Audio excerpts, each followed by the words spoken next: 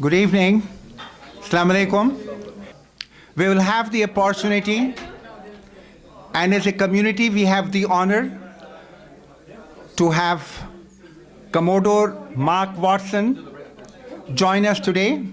I think it's very, very uncommon that these kind of high-level people have time to come and meet us, but we have been very honored, like myself and all of us, that he's here. He's here only for a day, I guess, in Toronto, and he decided to come and visit us. Thank you so much.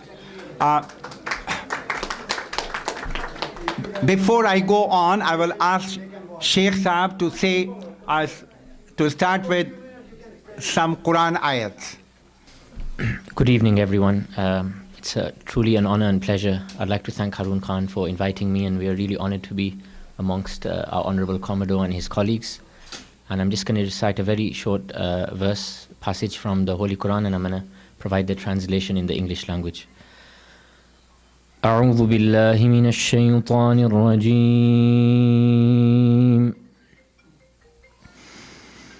بسم الله الرحمن الرحيم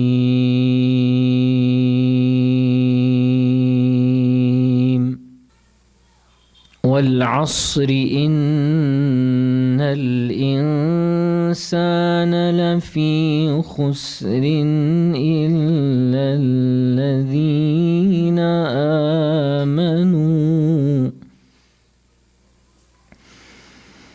إلا الذين آمنوا وعملوا الصالحات وتواصوا بالحق وتواصوا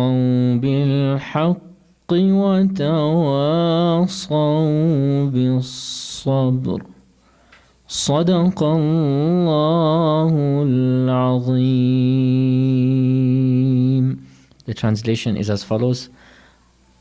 I begin in the name of God Almighty, Allah, the most compassionate and the most merciful.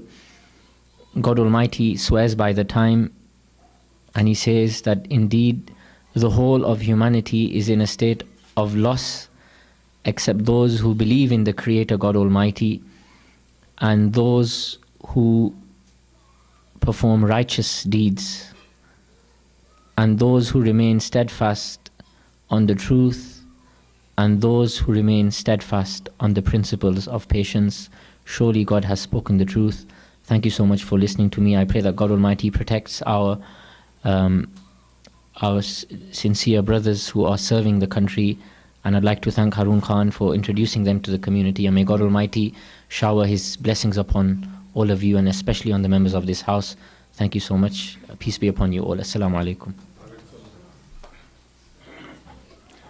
Thank you, Sheikh Saab. As you know, I have lots of friends among here, and some of them are with me for all my life, my 45 years, actually 46 years of stay in Canada. I can see some faces who are here. I'm grateful. Whenever I invite all of you, you come to my house, you honor me with your presence. This is great. This is so great. I'm grateful and thankful.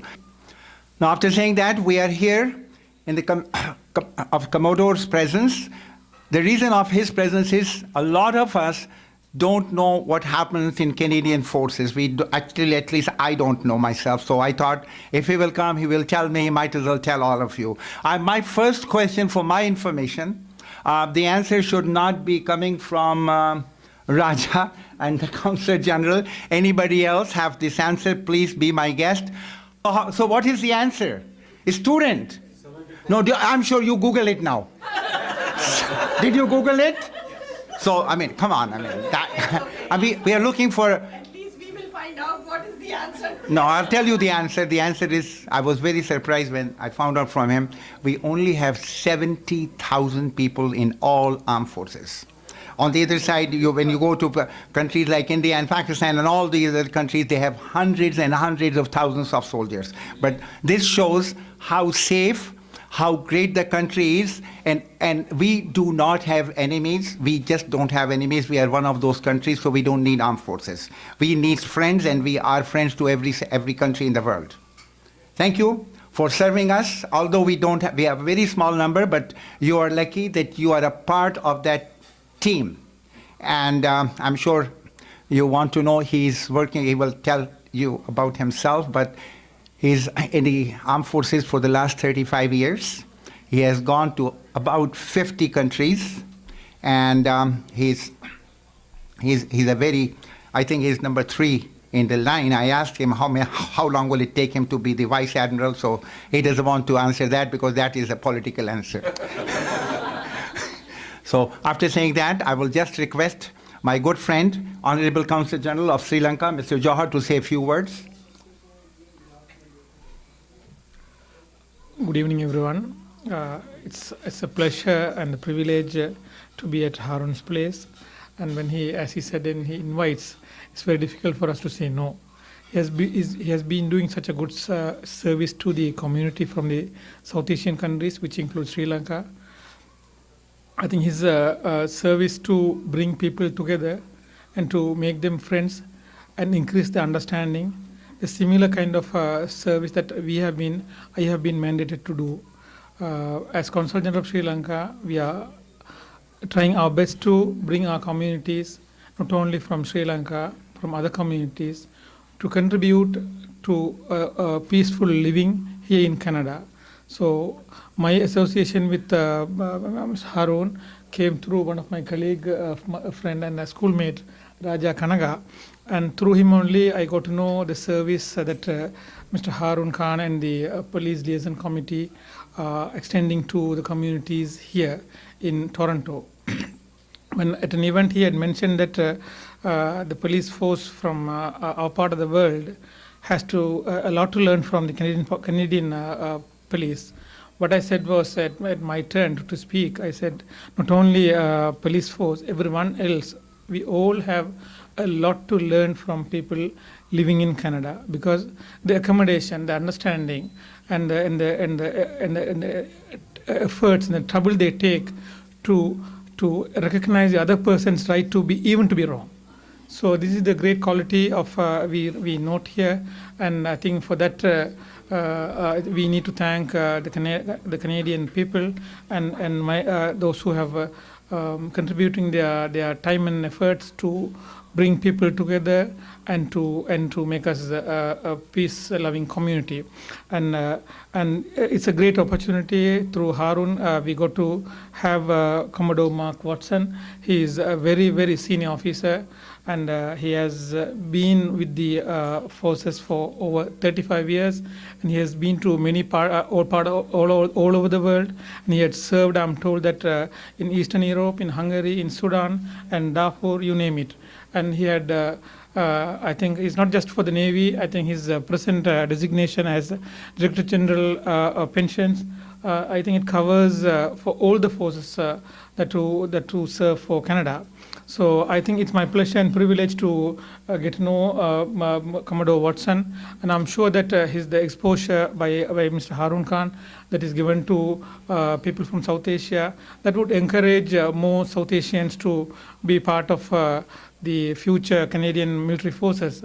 So last night we were at a place that was again, I was also invited at NATO Council, NATO Association. And there also we had the privilege of meeting another senior Navy officer. The important point that was made yesterday as well, that many more like just to represent Canada and especially Ontario, I think enough more and more South Asians, that includes Indians, Pakistanis, Sri Lankans, and other countries, to join. I'm referring to those Canadians who originate from those countries, to join the armed forces and to contribute to the service that Canadian armed forces, especially in peacekeeping operations. And we, Sri Lankan Army too, we extend our operations peacekeeping to many other countries, and we have been asked this year to contribute more forces to peacekeeping operations all over the world. So with that words, I thank once again our host. He's very generous, Mr. Haroon Khan, and I thank the opportunity to be given to us to meet Commodore Watson, and for you all for listening to me. Thank you very much. Assalamu alaikum. Now I would like to take the honor to invite Mr. Watson to give us some information about the Canadian Armed Forces. Thank you. Thank you very much. Thank you, Mr. Thank you, sir. Thank you very much for the invitation here tonight. So before I go, I should just introduce two other people who are with me today. We got the petty officer over here, Joan, her first name. She's standing right here, as well as Robert over here, Commander Johnson. They are reservists. So they are part-time sailors. My job is, you want to stand up here? At least for the photo op, okay? So you got to move in. I'll talk when we do this. So I'm a regular force officer, so my full-time job is with the military. The PO and the commander here are part-time, and they belong to HMCS York, which is downtown, and you join that for 1 or 2 days a week, and then in the summer we employ you as best as possible. Unlike some other militaries around the world, our military is a volunteer. We don't conscript. We did that two times in our history for about 3 years total during the Second and Great War, but we don't do that. Our force is all volunteer. It is very, very different than the American forces. So if you watch a movie about America, don't think it's Canadian military. It's very, very, very different. You guys want to come in? Okay, thanks, Bill. I just thought I'd give you a little background on my career. So I joined in 1983. We have the Royal Military College in Kingston. So the military paid for 4 years of my degree, my first degree, and it's all pensionable time because I stay in 35 years and I get 4 years of paid for by the Queen to go to school. I then went to, I've been on 3 warships, the Huron, Athabascan, and Montreal, as we sailed around the world. I was then sent off to school, so I did my MBA at St. Mary's University. I did 2 other master's degrees at the Royal Military College, a Master's of Defense Studies and a Master's of War Studies. I wanted to do a PhD, and the military said, no, we want to make you a CMA, or CPA as referred to, so they sent me to do the executive program on that, and they sent me on a couple other courses around the world. I've been 6 months deployed to the middle of Africa in Darfur, Sudan, and I did a stint there setting up a site in southern Italy for another operation we did. My present job is overseeing pay, pensions, and a variety of other administration stuff. But our military is very small. As Mr. Khan was saying, it's about 70,000. That's the regular force. That's Army, Navy, Air Force. And to put it in context, if you went to any American base, the smallest base is probably 70,000 to 150,000 at one base. I remember arguing with American officers who would say, that you're wrong. That's the size of your Marine Corps. And they'd be arguing with me about the size of our military. And they'd say, we see you all over the world. And I say, yeah, it's probably the same guy. We move around. But we do have a small imprint around the world, whether it be in Iceland. We have people in South Korea. We've got a dozen or so. We've got people in all the NATO countries. We're putting 500 troops in Latvia right now. We have people in Chad and a variety of other people on peacekeeping missions. So, but our military is very, very small. We're very selective. We only take 5,000 people a year. We're growing a little bit. But our goal is to recruit more people from as I learned on my MBA course, the male, pale, and stale people my age. We want to recruit people of different diversities. We have, because our Navy, our armed forces, is a reflection of Canadian society. And unfortunately, most Canadians don't understand the military. I come from a military family. I'm a 3rd-generation military. And I was young. My dad said, I'm not paying for university. Find your own way to get to school. So I had no other choice than to join a Royal Military College. But the military is changing quite a bit. The Navy itself is around 14,000. And we're trying to embark on numerous endeavors to educate Canadians. And I'd like to thank Mr. Khan again for having me here to explain what we do. The recruitment that we have, you can join when you're 18, and you can stay normally for 35 years if you want, but you can quit anytime you want. It's a volunteer service, so you don't like what we're doing, then you can leave. You have to do around 10 weeks of basic training in Saint-Jean. You have to eventually for officers, and there's 2 different types of groups. There's the non-commissioned officers, like the PO here, who are the tradesmen, if you will, and then there's the middle and senior management, which is the officer corps. The officers must learn French. I get tested every 5th year, and if I don't pass French as a senior general officer, I'm asked to resign. I'm going on my 29th French course sooner, so I spent more times on French than I have on some missions overseas. We're always being trained to do various items here, and we have a very, very good system. Across the Canada we're located. And when you finish your basic training, then you take your trade, and it's a specialty. For the non-commissioned officers, it could be administration, which is the PO's specialty. It can be dental hygienist, it can be a firefighter, it can be an infantryman, it can be a bosun on board a ship. The officers are different. They're doing different tasks. They're either in pilots or they're overseeing something which we all try to embark more on is leadership. As you go through the ranks, you're promoted competitively. And the most important thing we have is leadership. We value leadership about anything else because anyone can push a button to make something go, but it's the leadership that has to inspire people to go around the world. Our Navy is very small. We've got about a dozen ships right now, and we have, they're called frigates, 4 submarines, and roughly a half dozen maritime coastal patrol vessels, we call them, MCDVs. We're slowly growing to include some Arctic ones and all that. But our missions around the world, people don't realize where we are. Right now, for example, we do have a submarine in the far Pacific. Okay, that ship itself has spent 200 days at sea for the last 2 years. We had another submarine off Norway doing a patrol with NATO. We had 2 other ships that were off the coast of Africa last year, helping the Africans learn how to sail ships and professionalism. We also had 2 other ships that were helped about seizing 2,000 kilograms of cocaine with the Americans. We do a lot of work with the Americans and all our NATO allies, so a lot of people do get deployed or exchanged with the Americans, the British, the French, and all that throughout our system. It's a very proud Navy, very small, and it's great to get together for Remembrance Week when we remember the fallen comrades here that we've had in the Navy. We've lost about 2,000 over the years during the Second World War and First World War. The Navy is always seen as our first responders. The first casualties in the First World War were actually sailors deployed on warships from the Great Royal Navy at the Battle of Cornell. In the Second World War, the first operational units deployed were ships escorting convoys on September 15, 1939. In the Korean conflict, the Gulf conflict, the first units out the door is always the Navy because we're always ready. That's our model, ready, aye, ready. So we're always standing by to do what is required. The Navy is a proud institution, and it is your institution. We encourage you all to learn more about it. It's a unique opportunity. We have now 3 imams in the military providing spiritual service not only for Muslims but for all people. The way it is in the military, we have Catholics and Protestants and Jewish and Muslim and Hindus and all that, Sikhs. We try to be reflective of the society at large. They provide spiritual advice to not only the people in their faith but all the faiths as they try to go forward. We try to change our food so it's more interesting and more receptive to various cultural communities. And we're also trying to make sure there's prayers on various bases that have, we now call them prayer facilities. They used to be churches, but now they're facilities to allow everyone to worship in the way they see fit. Like I said, the military is changing the way it's doing things so we can encourage more of our newer Canadians to learn about the Navy, either join part-time or come in full-time. The training is unique, it's challenging. You normally sign up for 3 years for the NCOs or non-commissioned officers and about 4 for the officers. And then it's a contractual experience for as long as you can stay in. I've been 35 years. It's been a great experience for me. I've visited around the world. I would not change it. I'm encouraging my 4 kids to all go. They don't listen to me though, like normal, because I think it's a great experience. But what I thought... They don't pay for the university. I know. Well, even so, university, if they join and they go to RMC, it's all paid for, and they get paid to go, by the way. So you go there for an engineering degree, and the Royal Military College was the largest engineering college in Canada. They get paid to go.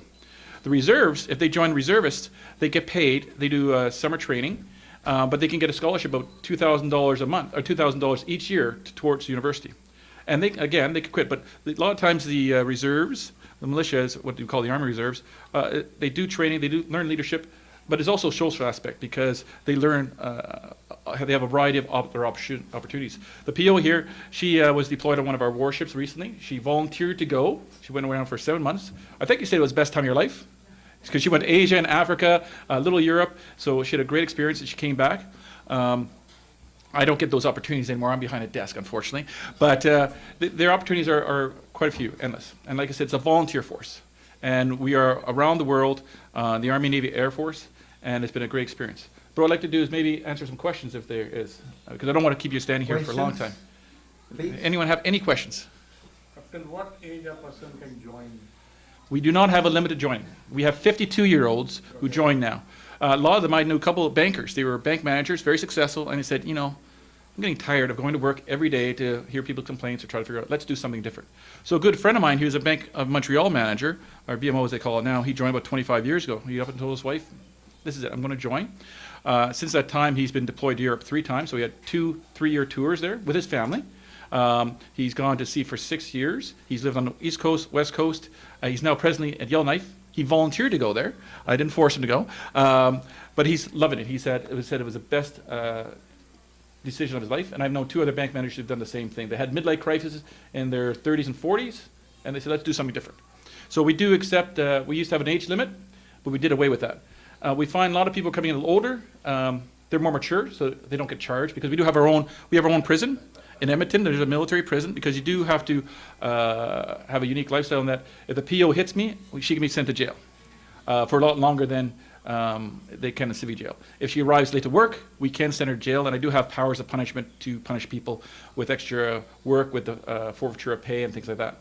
So we eliminated the age because it was against the Constitution, and we do have a lot of people. The average age for a private now, I think, is 27. In the United States, I think it's 19.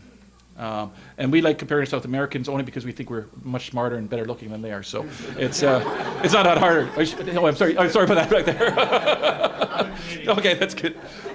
But we always tease our American brethren when we're on training with them, and we do a lot of training with them. We work closely with the Dutch. The Dutch are great. When we go on NATO courses and all that, we always get together with the Dutch and the Nordic countries. The Americans have no friends, so they come party with us a lot of times too. We feel sorry for them. But we always have that good rivalry between the countries and between the services. Besides age, do you consider fitness or something? Yeah, so every year we must get a PT test. So when I join, I have to do an evaluation. You do an IQ evaluation and a physical fitness exam, and then a PT exam. The exam is not that hard, to tell you the truth. It's the minimum standard. And right now it's 4 or 5 tests. It's lifting sandbags up to about this high, dropping them. You have to do a certain amount in 2 minutes. You have to do a shuttle. You have to get your waist measured. You have to do a running squats. There's about 4 exercises you have to do, and it's all timed. And then that's a basic minimum standard. Then the Army has one higher, so when they deploy, they do a ruck march for 15 kilometers, I think it is, with a full pack, a rifle, which weighs about 15 pounds or 6-7 kilograms, and the pack's about 50 kilograms as well. Everyone must do it, Army, Navy, Air Force, who are deployed. Women and men have the same standards. They slightly different by age, because I don't have to be as robust as the PO here. But you have to do that every year, and you have to get a medical every year. And if you don't meet up to certain standards, you can be asked to leave. So good. Yeah. So it's all good stuff. Yeah, because when you mentioned manager, bank manager, they're sitting all the time. I was wondering how will they... We'll get them fit. They come and join basic training. 10 weeks, they get up each morning and go for runs at 5 in the morning. I hate running, and that's the only time I ever thought of quitting the military was when I had those 6-hour runs every morning. But they'll get you in shape. And the idea, hopefully, I've known a lot of people who lose a lot of weight on basic training because they're not used to it. We have a very sedimentary lifestyle now where people are doing the computer stuff every day, and we've got to get them out and doing stuff. And a lot of people lose a lot of weight on basic training, and hopefully we encourage them to lose that weight and just keep it off. Because every base has its own gyms. I'm mandated to work out every day. It's the only job in Canada where I have to go to the gym. And if my staff are going, sir, I got to go play hockey, they go. We have our own sports leagues. We have our own international competition. We have our own military Olympics, which we went to. I took a team to South Africa a couple of years. No, South Korea, and it's a great opportunity to do stuff. Great. Yep. Once you put the commission officers through the initial degree program, is there a bond that they have to sign for a minimum number of years of service?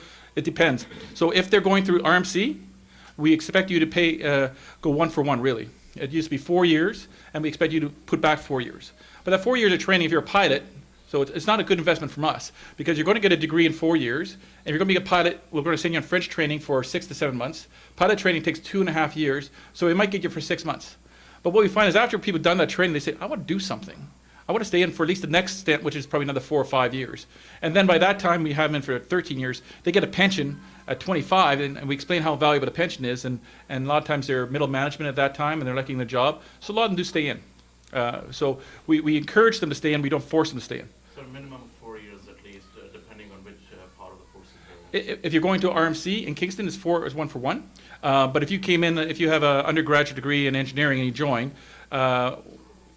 if you quit RMC after like 2 years, we expect you to pay back some of your education. But if you join as a direct entry officer and you did it for 2 years, I've had enough, you can quit. There's not really a financial penalty. It's just a verbal obligation. We hope you stay in for the 3 or 4, whatever you're signed up for. And then there's a return of contributions, pensions, and all the other stuff. But it's a volunteer force. We don't want people to be forced to do things. And when we went to the various exercises, we never have any problem people wanting to go to sea, never have any problems people wanting to be deployed in Africa or Asia or Afghanistan. In fact, we have a lot of people wanting to do that. It's selecting the ones we want. During Some of one of your ship visited Colombo Port, Sri Lanka. Yeah, it's great. It's a port I haven't been to. So they had a great day. Was that one of your ships? Did you go to Sri Lanka? No? So yeah, it's supposed to be a beautiful place. But the ships go around the world. They're in Africa now. There's South Korea they're visiting. There's one in Japan right now. We travel regularly to South America. So you do see the world in the Navy, and it's a fascinating career on ship, and sometimes we do various courses with them too. So great. Yes, way in the back. What kind of salary and benefit do you have? I'm sorry? Salary and benefits. Oh, that's my world. Salary and benefits. The military's, I think the military's very well, we're paid better than public servants, all right, first of all. So I'm a one-star general. So they say I'm equivalent to EX1 in government. I make about, right now it's about $185,000 a year. Now on top of that, I have a pension plan that I'm guaranteed 70% of my income when I retire next year. So I'll be 53, I can retire 70% of my 180 and start a second job, so it's pretty good. I also have a total health plan, dental plan that's covered, and it's the best dental plan ever. I phone up, I go 2 or 3 times a year to get my teeth checked. The medical, I phone up, I'm in there in a couple of days. We don't work with the provincials. I don't have an OHIP number. I go through the medical system in Ottawa, and then if I'm here, I go to the hospital and they bump me straight to the head of the line. So we have great benefits in that area and then there's all kinds of other things that I get to go gym whenever I want to. I'm mandated to go keep physical fitness. So even on board ships, you have a gymnasium. We have our own hockey teams. Then there's all kinds of other benefits you get to do traveling. There's all kinds of them. Now that's my rank level. If you go down, because the number of generals and commodores and admirals we have in the military is about 90 out of 60,000. So there's only 3 dozen folks that are above me that I have to salute, but I have to salute everyone below me. It's a requirement, or we can send you to jail. But for a captain, I think it's, and a captain is normally you become a captain after about 3 or 4 years in. It's probably around 60,000, 65,000. And every year you're guaranteed a jump in pay. It's called a pay increment to try to keep you there. And normally in about after 3 or 4 years, you're normally up for promotion, which is a much bigger pay raise. Because for the Navy, you go from sub-lieutenant, lieutenant commander, commander, captain, commodore. And then there's a rear admiral, vice admiral, that's it. And so we're very well paid. Our pension plan is the best in Canada with the exception of 2, members of parliament and judges. And I know that because I'm in charge of the pension plan. So it's very, very lucrative. Okay. Yes? So military is one of those, I guess, fields that would have women as not that represented. And I kind of heard this, and I might be wrong, that it's actually kind of going down. The military is having even less women Nope. participate in that. We're trying to get to 25%. We want women in. Right now, it's about 17%. The Navy has more than the Army. And all the fields. You can go to submarines if you want to, as a lady. I wouldn't want to. But if the ladies want to, they can. There are actually submariners in there. They go to the field. They do everything. What we're trying to do is increase the numbers across the board in ladies. The POs here and all that. You can talk to her about what's good and bad. And the reserves are a great way. I think 22 or 24% of naval reserves are actually ladies. The lady in charge of Naval Reserve, or the one in charge of Naval Reserves is actually later. Her 2IC is a lady as well, and a variety of them. My boss was a 3-star general. She's a woman. She's now in Rome, overseeing the NATO college. So she's running the college that all senior NATO officers go. And so she was a 3-star general. We have right now, I think it's 7 generals who are ladies, and they can be everything from pilots to cyber operators, everything else. There are challenges associated with that, but we are trying to reach out to all ladies to get up our growth from the 14, eventually military-wide, to 25. But it's a challenge because women, a lot of them, they come to a certain point in their life and they say, no, it's great getting promoted, but I want to take care of children, I want to go back to school. Just like the minorities coming in or the visible new Canadians, we're trying to encourage them all. But there's a lot of them who don't have that good view of the military because of the original country they came from. Pakistan, the military is seen in a good light. Great Britain, France, but some other countries that might be in South America don't see us in the same light. But we have to explain we're not like those folks. Our tradition is voluntary, and we're trying to do a lot of things to change the way people perceive us. What is your induction process? How do the people join? Oh, so there's a variety. We have 24 recruiting centers across Canada. One is downtown on, is it Yonge Street, the recruiting center? Young Shepherd's. Young Shepherd. 900 Young. Yeah. So they have a recruiting center down there, and you can go down there and they'll explain about the various options. Because when you join the military, just say, I joined the Army. We actually want you to tell us what you want. You want to be a linesman, fixing electronics. You want to be a cyber operator. You want to be a dental hygienist. an X-ray technician, a writer, a bosun. You choose what you want. We try to open it up, and we only have a certain number each year. You can also go online and start the process there. It takes a while. It takes too long. We're trying to shorten it down, but it takes anywhere from 6 months to a year. If you're going to RMC, it's very quick, but the others, it can be long. The reserve world, the Army does it on their own now. You go to a Scottish regiment or you go to the logistics battalion, you can go there and sign on within about a month's time. And you're in reserve, you're still doing recruiting center? No, sir, we are the same as you just Okay. described, and it is fantastic. Yeah, so he's the commanding officer. He's got 270 people at his unit, right downtown HPCS York, which is right across from the CNE or the Tip Top Tailors.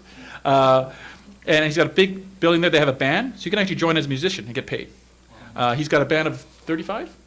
35 people, and that's all they do, is play music. They go to sea once in a while if they want to and learn some naval stuff, but it's pretty good. And they have all kinds of other trades there. They have a chaplain, they've got writers, they've got medical doctors, all kinds of stuff. And you get paid, not as much as the regular force, because you're only getting paid, I think it's $90 for a half day.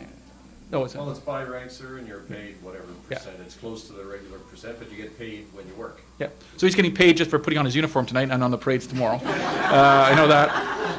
I get paid 24 and 7, so no matter what I work, we don't get paid overtime. We get paid all that.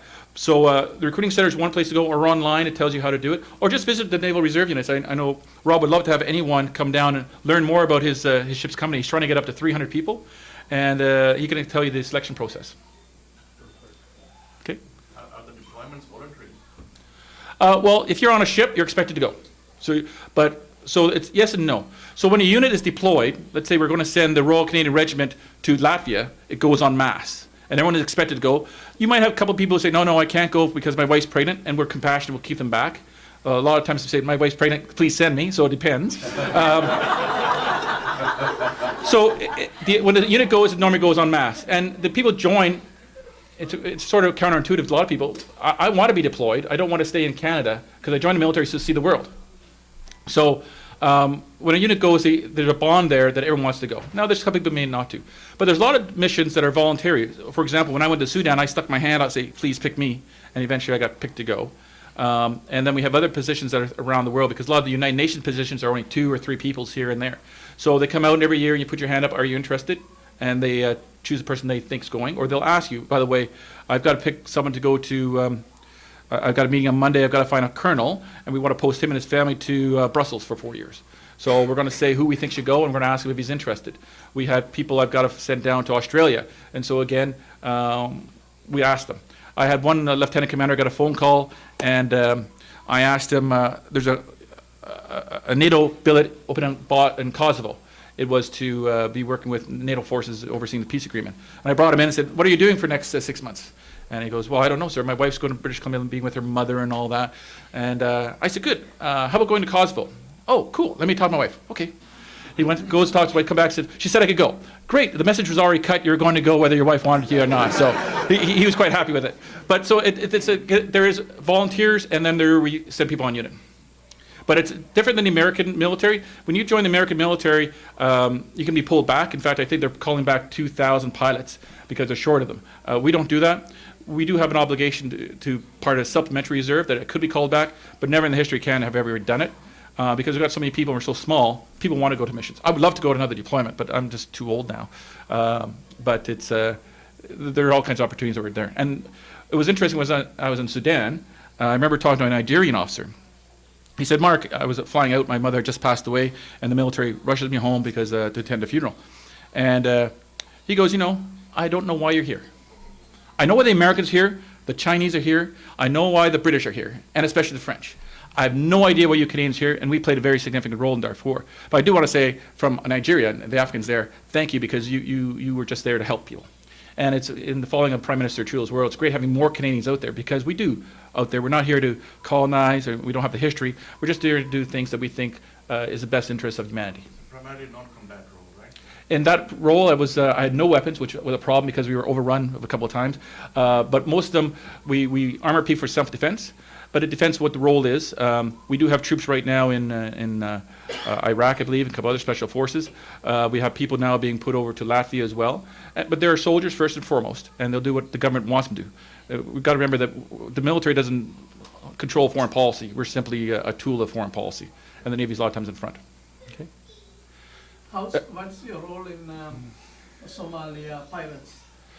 We don't get involved in that anymore. It became a too You weren't legal there, problem. right? We were there for a while, and unfortunately, our legal system said we don't know what to do with the pirates.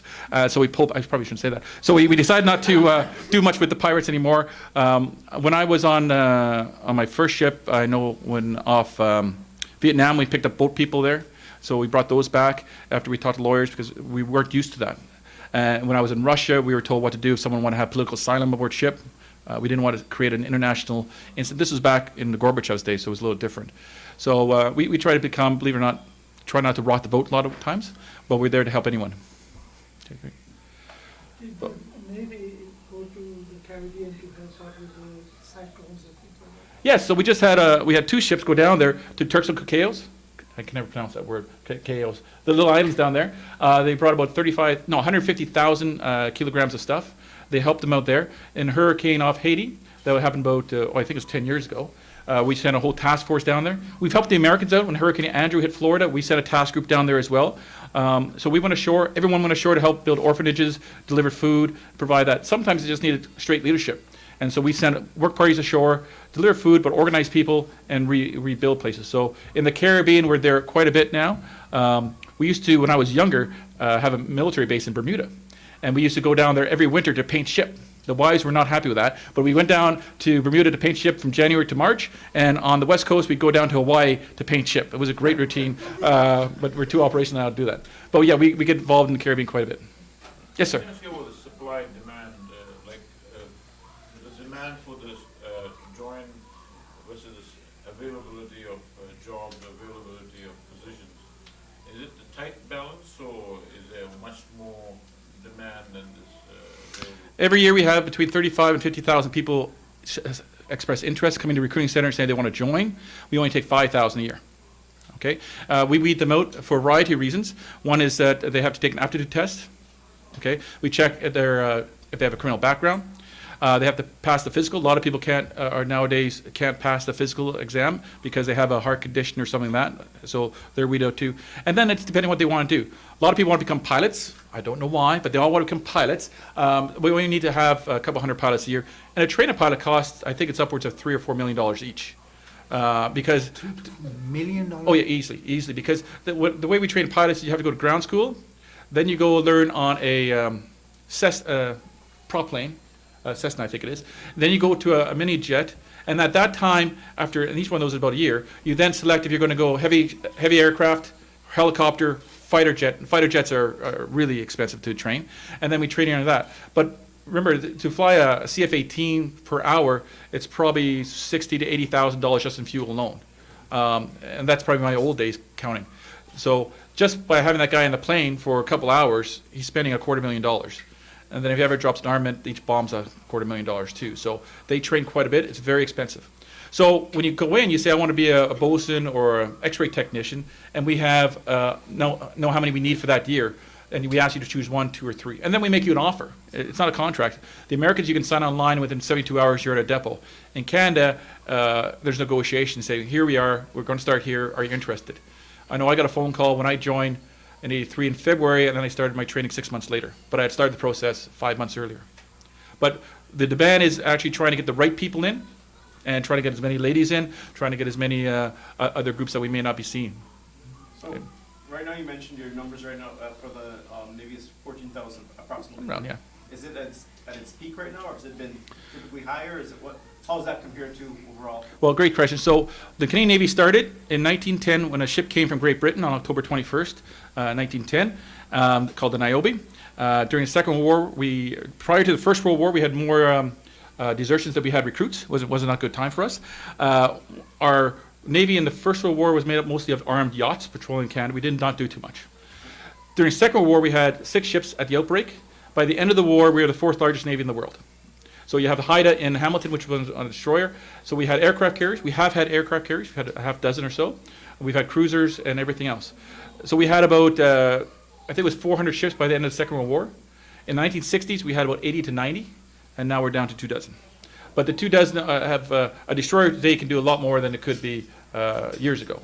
And each one has a helicopter that can be manned, and the helicopter extends our vision. So the cost, for example, a ship can actually, when I was younger, could actually operate the electricity for a city of 35,000.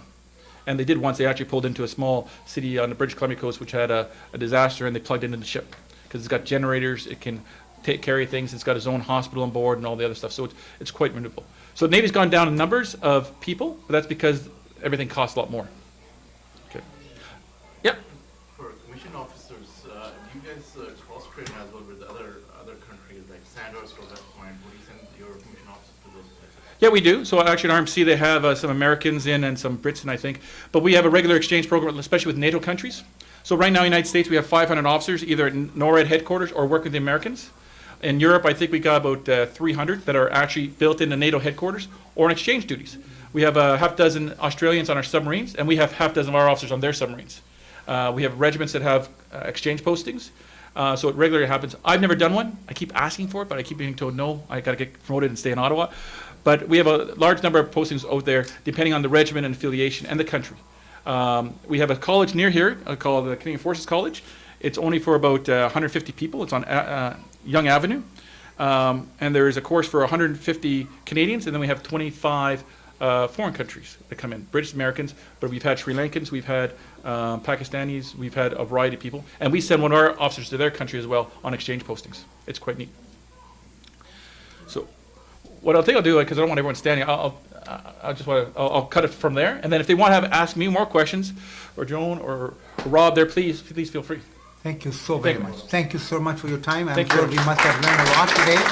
Thank you very much. I just want to thank all of you that you are here, and I'm sure you must have learned a lot about the Canadian Armed Forces, especially these young people here. I think you should join the forces. Yes, you do your free education and join the forces. Thank you once again.